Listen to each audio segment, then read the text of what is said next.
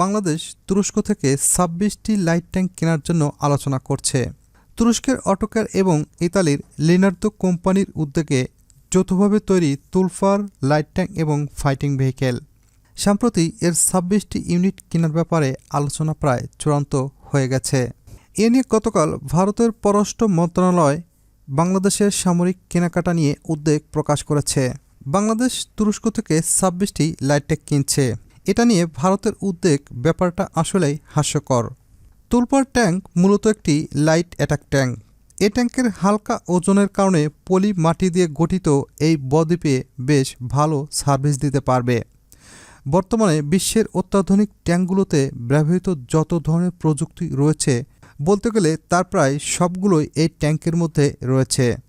সাম্প্রতিক বছরগুলোতে তুরস্ক থেকে কম্প্যাক্ট ড্রোন ভারী আর্টিলারি কিনেছে বাংলাদেশ এবং পেয়েছে শক্তিশালী TB2 ড্রোন। সেই ড্রোন নিয়ে ভয়ঙ্কর আতঙ্ক দেখা গিয়েছে ভারতের মিডিয়াতেও। বাংলাদেশ তুরস্ক থেকে আরও অস্ত্র কিনতে যাচ্ছে। ইতিমধ্যেই বাংলাদেশকে কোনো শর্ত ছাড়াই অস্ত্র দেওয়ার ঘোষণা দিয়েছে তুরস্ক। ডক্টর ইউনূস ক্ষমতা গ্রহণের পর ফোন করেছিলেন তুরস্কের প্রেসিডেন্ট রিসেপ তাইপ এরদোগান। তুরস্ক সফরের আমন্ত্রণের পাশাপাশি দিয়েছিলেন সহায়তার আশ্বাসও। বাংলাদেশ ভূরাজনৈতিক প্রেক্ষাপটে তুরস্কের সাথে সম্পর্ক জোরদারের মাধ্যমে বাংলাদেশ হয়ে উঠতে পারে সামরিক ও কূটনৈতিক শক্তিতে আরও প্রভাবশালী।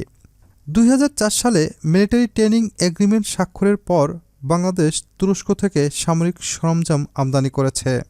এর মধ্যে রয়েছে কাপ্লান মিসাইল সিস্টেম, ট্যাঙ্ক, মিডিয়াম রেঞ্জের মাল্টিপল রকেট লঞ্চার সহ বিশ্বকাঁপানো বাইরেক্টার TB2 ড্রোন। ১০৫ এবং ১৫৫ মিলিমিটারের আর্টিলারি সেল উৎপাদনের প্রযুক্তি বাংলাদেশকে হস্তান্তরের নজির স্থাপন করেছে তুরস্ক। বাংলাদেশের ৩,০০০-এরও বেশি সামরিক সদস্য তুরস্কের উন্নত ও আধুনিক সামরিক প্রশিক্ষণ গ্রহণ করেছে।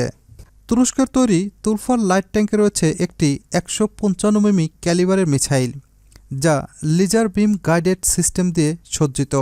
এটি ৫ কিলোমিটার এরিয়ার মধ্যে স্থির এবং চলমান আর্মড লক্ষ্যবস্তু, হেলিকপ্টার সহ বিভিন্ন ধরনের লক্ষ্যবস্তুকে টার্গেট করতে পারে। তাই ৫ কিলোমিটার এরিয়ার মধ্যে সামরিক কোনো কিছু এর হাত থেকে বেঁচে যাওয়ার সম্ভাবনা একেবারেই ক্ষীণ। দর্শক, তুরস্ক থেকে বাংলাদেশের এই ট্যাঙ্ক কেনার ব্যাপারে উদ্বিগ্ন ভারত। আপনি কি মনে করেন জানিয়ে কমেন্ট করুন।